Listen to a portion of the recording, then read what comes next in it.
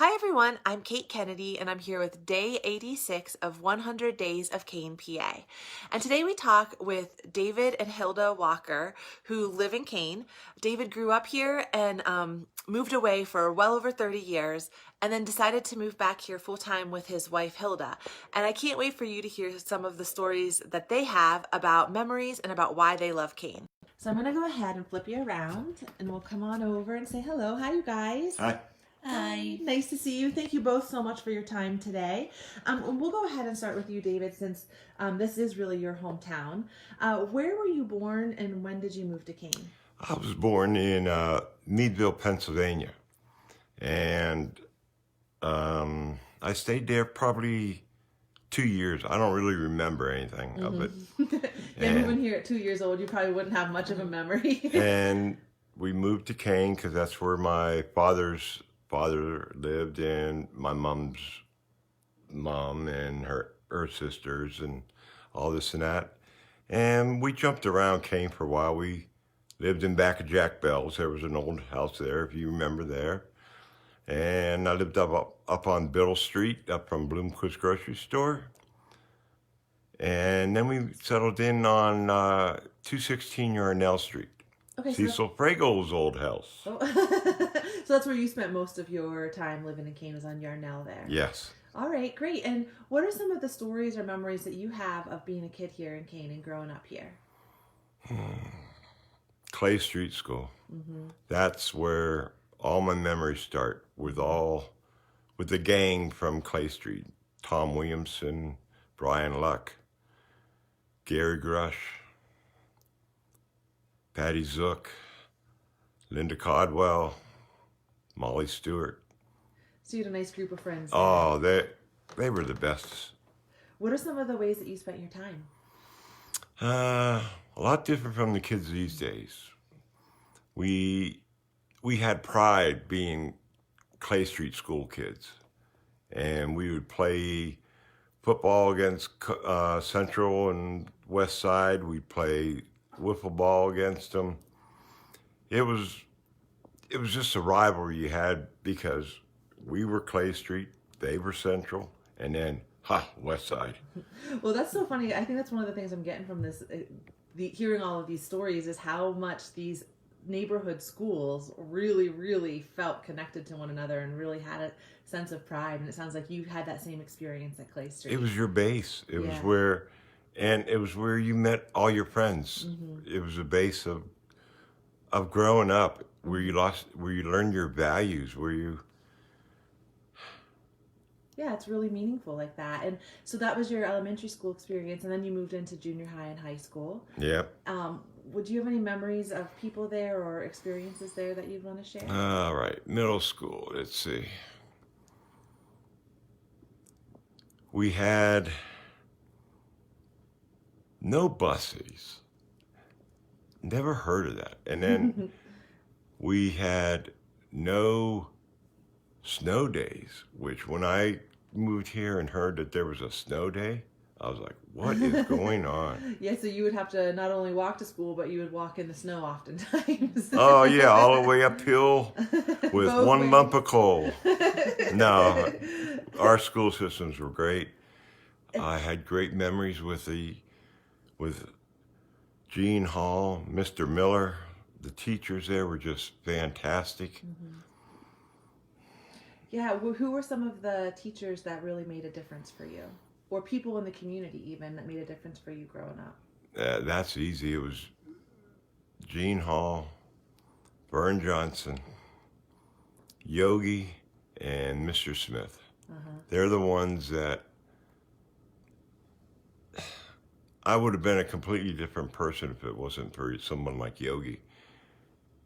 I had a rough childhood with my family, and Yogi kept me going, but Mr. Smith kept me based because he was my Sunday school teacher, and he was also my confidant and my best friend in high school. Isn't that nice? And that's the thing about this town, I think, is that there's always adults that are looking out for the kids of everyone. And it That's sounds where like, we learned our values. yeah, it sounds like you had some really positive experiences. And one of the things that I appreciated when we were talking was about the different festivals that and yeah, I guess festivals growing up. So you were talking about one where there was a band that I had never heard of. The town redid Main Street, and we did a Main Street festival. And the highlight of that festival to me as I was growing up and having my sisters sculpt the way that I thought was that there was a band called the Laughing Giraffes. The Laughing Giraffes. So what kind of band was it and who was in there? Oh, that was a hard rock band, and it was Scott Anderson was the main person in that band. I couldn't tell you who else was in it. And his parents or his mom owned Anderson's Bar. Okay, yeah. Which was the happening place in Kane at that time for all the, well, I was too young, but I was a wannabe with following after my sisters. Sister, yeah, looking up to her. That's cool. So they played at that festival, and then you were also around at that time for the 100-year anniversary. Which would have been probably 1964. Yeah, and that was, I remember climbing a tree in front of my house, getting up as high as I could so I could watch what was going up on Main Street because I wasn't allowed to go up that day. I didn't get home in time. Oh, geez. That's And a cool memory. I climbed up the tree just to be able to see. What was happening? All I could see was little ants walking around and having a good time and music playing. That's cool. And I was up my tree. Well, you found a way to participate from afar, it sounds That's right. like. Okay, so then you left Kane in 1974 and were away for a long time, kind of off and on for a while, but over 30 years you were away. How did you reconnect with Kane and what brought you back? Me and my family decided that we were going to take a vacation. My wife loves lighthouses, so we went up to Maine. And on the way back, I was talking to her and I said, "Do you want to see where I grew up at?" She goes, "Yeah." I said, "Yeah, it should be a little short trip." So we went all the way across Pennsylvania. Didn't turn out to be a short trip. And we came into Kane about 2 o'clock in the morning. And the minute I drove into town, it was like a light switch going on inside of me. Everything that I had been missing, everything that, it sounds stupid, but it's my core of values was reignited by coming back into Kane. I could tell it was a lot different. I mean, you could tell Kane had gone through a really rough time while I was gone. But it was still home. It was there and you could still feel it. Yeah, that's so awesome. And so from that time, from that experience and the feelings that you felt as soon as you came back into town, you and your wife decided to buy a house. Yeah, we started shopping for a house not really those couple days after because we had our son with us. We took them back up, and I was running the football organization down where I lived in Maryland City, and I said, "I'm taking the summer off." And we more or less came up every weekend and started searching for houses. And you bought a house and found a perfect house on Pine Avenue. And then about 5 years ago, so you were kind of part-time for a while, but about 5 years ago you said you moved back full-time. Yeah,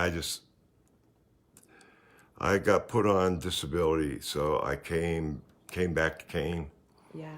My wife had been living here on and off, setting up the house.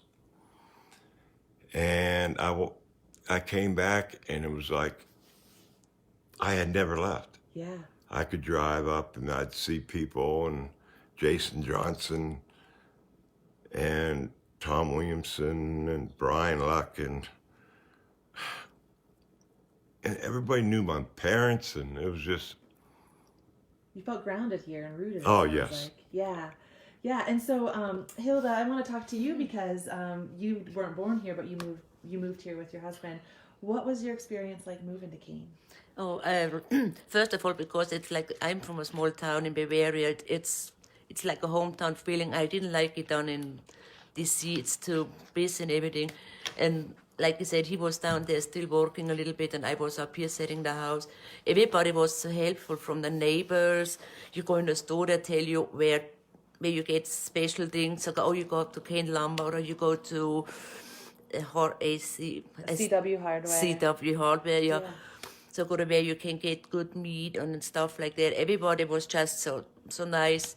And then like you hear, so I have a dialect. So people say, "Hey, sweetheart," so you have to pronounce it like that. They didn't laugh about it. It's like, "Oh no, you're fine," and stuff like that. So you felt very welcome. Yeah, very welcome. Everybody was like, even people waving at me. I don't even know. So who was that? And so it's just. It's like my home. It's like your home, yeah. So people made you feel welcome by helping you out in the stores, by pointing you in the right direction. Yep.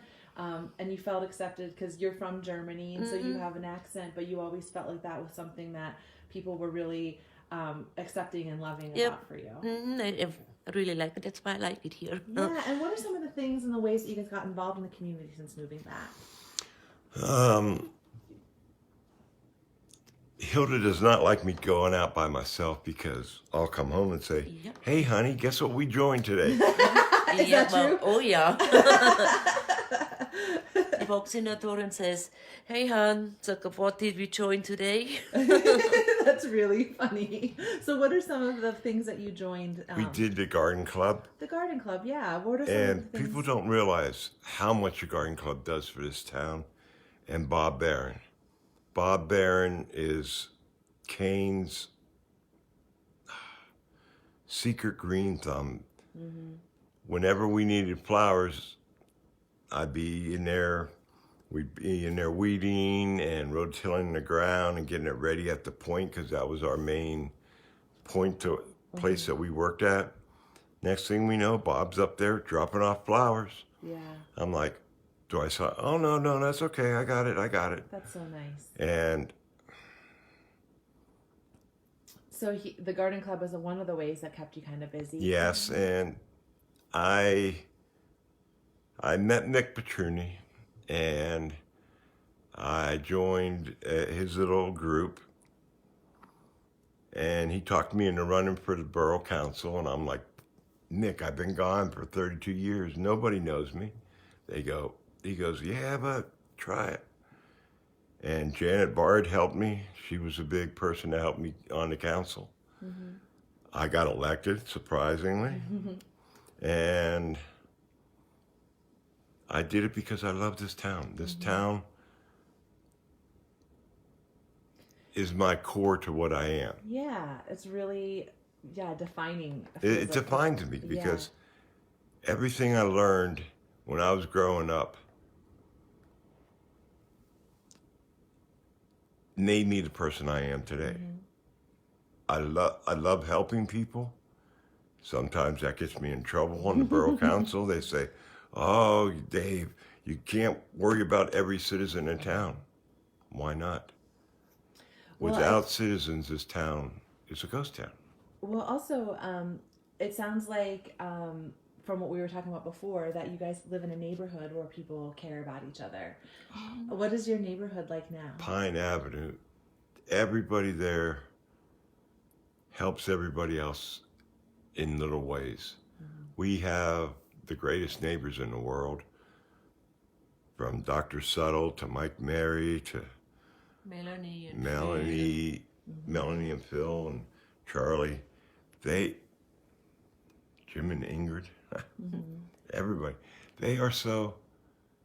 The one thing I want to do for everybody that lives on that street, and I've talked about it, I want to have a Main Street I want to have a Main Street festival for everybody in town, and I want everybody in town to have their little street parties, so they can enjoy their neighbors like we enjoy our neighbors. Yeah, it sounds great. A good neighborhood is really important.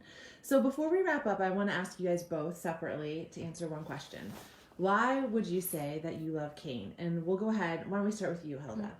Because Kane reminds me so much of my home.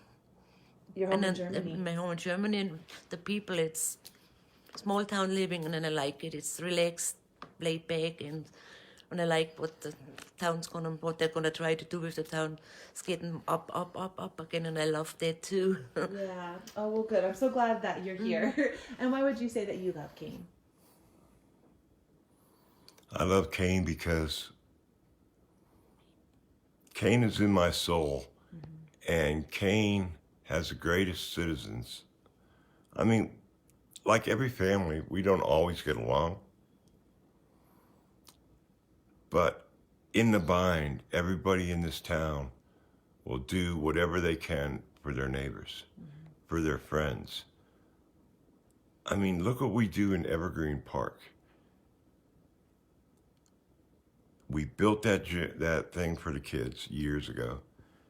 They clean it, they take care of it, and a lot of people that work on it don't even have kids. What does that tell you about this town? People love this town. They care for this town. Including you. I love this town. That's all I can. I mean, this town I came back for, and I got re-energized by the people in this town. Yeah. Yep, that's awesome. Well, we're glad you're back. Is there anything else either of you have to say before we wrap up today? Go Kane Wolves! All right, well, Yeah. thank you both. Thank you both so much for your time and for sharing your you. stories and memories. And thank you guys so much for tuning in. It's always so good to hear and be reminded of how special the people here in Kane are.